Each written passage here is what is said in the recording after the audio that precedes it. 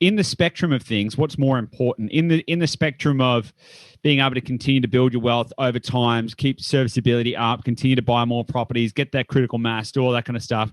What's more important, cash flow or growth? I understand that growth ultimately will give you way more wealth, but at the same time, Yep. if you hit a barrier and like if you had a choice between getting a property with a 6% yield and a 9% yield, and one got, I don't know, 6%, one was 6% yield and 6% growth, and one was 9% yield and 4% growth, what would the choice be?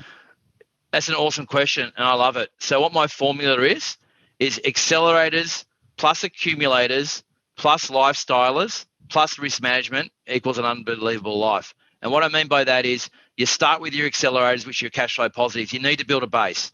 If you start with your growth properties, you're going to have a whole heap of grief because you're not going to, and that's how I came up with what I did, because I only bought high growth, negative geared properties for a lot of years. And it caused me grief. I had tens of thousands, more than that, coming out of my pocket every year in negative gearing when the interest rates were 8%. It was a killer diller.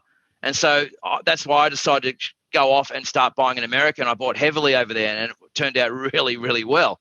And that was to offset my negative gearing in Australia. And then I took that concept into what I'm doing now. But yeah, so you need your cash flow positive properties to build a firm base. So you're not relying on your way because things can go wrong. Once you've got the firm base, you can afford to buy your growth property because it's going to cost you, let's say, $10,000 a year to keep it. You've got that money already because you've got this base of cash flow positives to afford, because you do need the growth to get to the critical mass of assets. But then once you've got this is my belief anyway, once you've got your cash flow positives, you get a 1 or 2 growth, you don't even need any more than that, then I would transition to what I call lifestylers, which are properties which are giving you extreme income.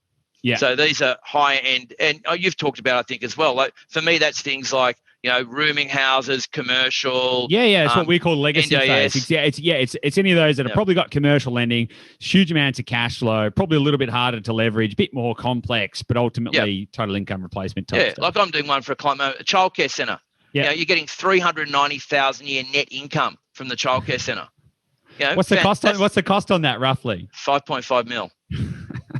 Yeah, but net cash flow, the way we've structured it, from day one, he's going to have $21,000 per month net cash flow.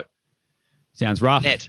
Yeah, it's pretty bad. Well, he's a doctor, so he got money. But look, there's things you get to at the end, but you need to set your base. Yeah. You can't start at the cream if you haven't got a foundation set up. You need that base to get you moving.